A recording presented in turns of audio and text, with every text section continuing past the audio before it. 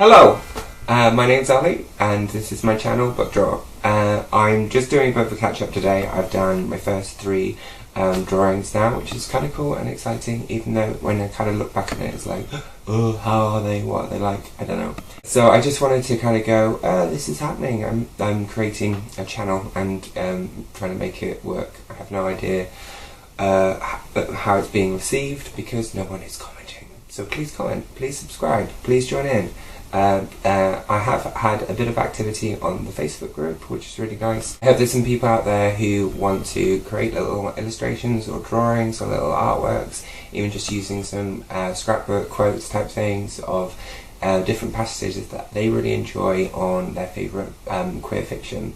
So if you're out there, please join in, because it'd be fabulous to hang out with you and create stuff together and build a little archive of weird and wonderful queer fiction related stuff. So I'm hoping you'll be on board with me. So basically I've been doing this now for, I'm into my 3rd week, which is pretty cool. So I've done the first 3 sets of images, which is we've just gone through Annabelle, and before that was Colour Purple, and the first one, which was More Than This. So those are the first 3, and then I did a video before as well, which just outlines the next 3. But if you've read those and want to join in, that'd be really great. And also there are going to be other ones down the line as well. What's kind of scary though is that I pre-created a lot of this footage before, and now I'm running out of that footage in terms of what I need to actually get on and create the next set. So that's a little bit scary in terms of my own personal timelines to keep content coming out on a regular basis, because I know that kind of helps. So I've got a bit more work to do, but my job life, there's a lot of work to do there too, so that's kind of scary.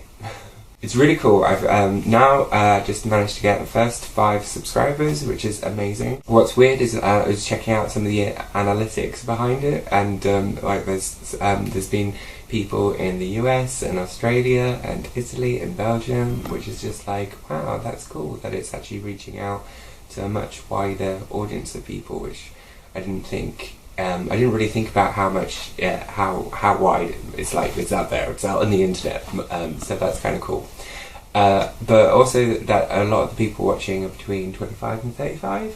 It's kind of meaningless. Tell me about yourself if you've come on here and stumbled on it. I'd love to know how you got here and why you're here. And if you've been here before, am I doing okay? Is there other stuff that I should be doing? What don't you like? I know in terms of things like sound, it's been a massive issue for me, but I've been learning a lot of little techniques in terms of like adding text and adding pictures and adding music, even though the whole music thing is really tricky. I don't know if I'm going to continue doing music. Let me know, is music worth having or is it just distracting? So I just wait and see how it all kind of pans out. I'm on a journey with YouTube. It's all very new and scary to me, but I feel like each time I'm making a video, some stuff is making a bit more sense, and it's kind of getting to a place where which I'm happy with. So I also wanted just to talk about some of the other things that I've seen recently. Like for example, just the other week on Valentine's Eve, instead of spending it with my partner, I actually spent it with a very, very close friend of mine who's massively pregnant right now. And she wanted to see her last gig before she goes into full mummy bloom. She's getting there. It's quite contained at the moment, but it's cute.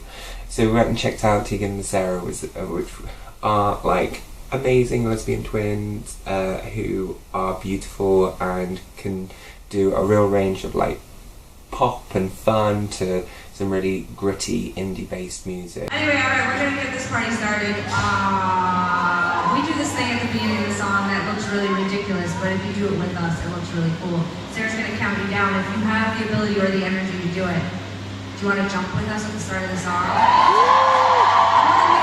want to make a note too that Sarah and I both have weak ankles, so sometimes she pretends she's going to jump and she just does this. So you could also just do this. I'm like one of those people that gets all that coverage before the Olympics, where they're like, she's too old, but she's made it, she's got the numbers, and she's going to come. And then they're like, Sarah from Canada, she's about to. Nope, she didn't even get out of the gates. Like.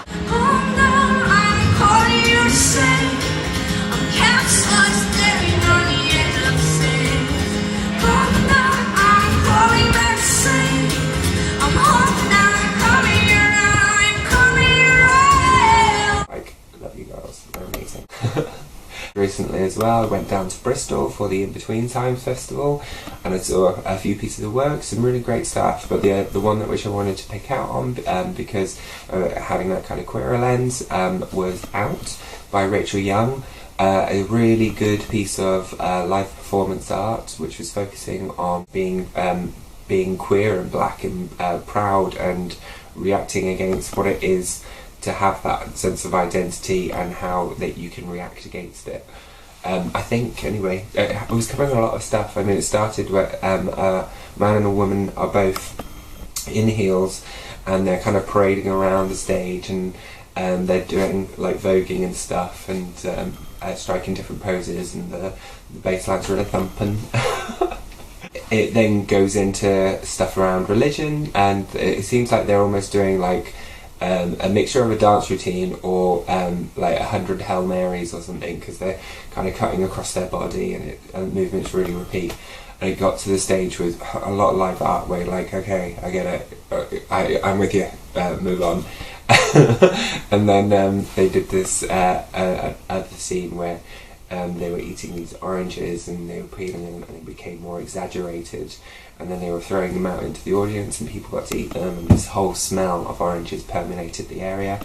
But I think it was also about like labour as well, in terms of being outdoors and agriculture, but also just something quite pleasant, and in terms of this almost ritual of being sat down together, having that moment. I don't know, like it was very still and nice, and it really worked for me as a piece in terms of exploring different themes around black identity, about queer identity. I highly recommend it, and I will put some links. And then the other thing, which I'm really super excited about, I've even got a little invite. Look at this, it shines. But this is for the exhibition Never Going Underground, which is at People's History Museum. What's great about this is that they've been working with members of the public from the LGBT community to create their own exhibition. It's all in celebration of the 50th anniversary of the 1967 Sexual Offences Act, and it's exploring and celebrating those who campaigned and continue to campaign for equality in the for LGBT plus people. And it's going to be opened by the actor and activist Ian McKellen, so that's going to be freaking cool. But that's happening out in from the 2nd of March, and this is for a private view, which is very cool. So I will be checking that out, and I'll probably post some stuff on Twitter when it actually happens, but I just wanted to say that's happening, and it's going to be, the actual exhibition is going to be on for a while. But what I really like about the whole concept of it is that it's being created by just members of the public who've come forward and wanted to put their time and energy into creating this, and it's been supported by the museum, and they've worked together to create this exhibition exploring our history. So I really encourage people to go and check that out too.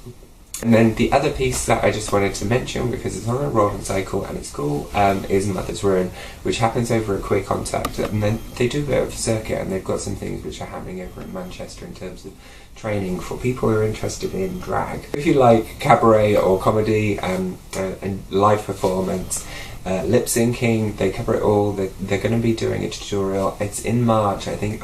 I can't remember our label the date, but they're doing that over at the Royal Exchange later in the month in March, so that's also worth checking out if you're someone who's into that type of stuff. Otherwise, if you're around Manchester, they also do it in other places too. So I'll put up a list of details where they're going and stuff, but I saw them again for, I think this is like the third time that I've seen their work now, but in Contact in Manchester, they do several acts, and for this one they had Slapper, which was like an avant-garde punk band, who were all dressed in a kind of Memento Mori style makeup with a bit of skulls and very colourful.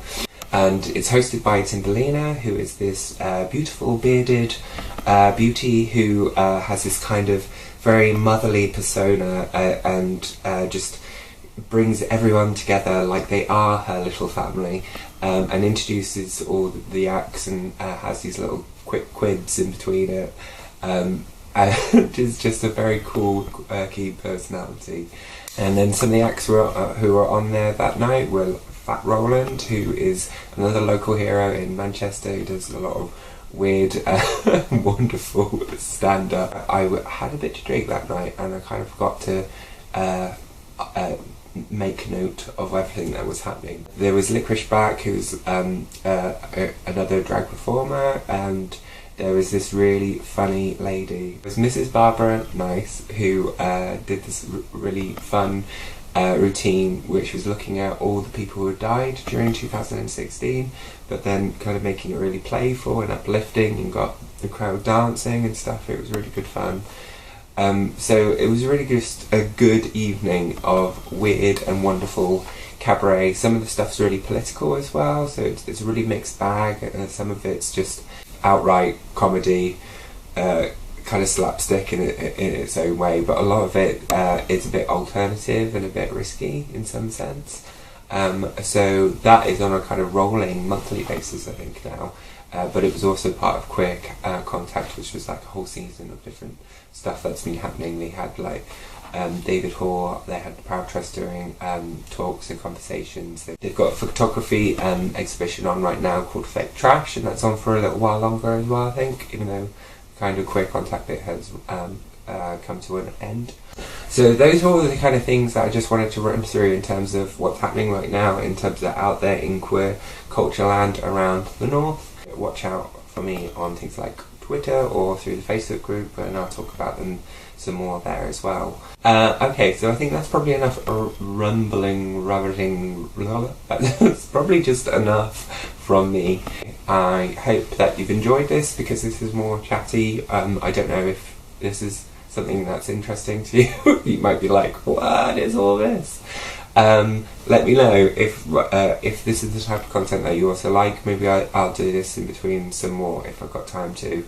But basically I just wanted to keep the routine that I've tried to build up of doing the book review stuff on Wednesday and then uploading my image response on the Sunday. So hopefully I'll try and keep that consistent. Whether or not I'll be able to in the future is to be known, but I will give it my best shot. Okay, this has been fun. This has been nice to chat with you, internet world. I hope we can do it again soon. Please come down and comment. Please comment. Talk to me. I want to know everything about you. How did you get here? How did you get here? That would just be really interesting for me to see. I'm sorry, that was slightly aggressive. I'm just curious. Okay, bye. Subscribe! And it's all in celebration of the 50th anniversary.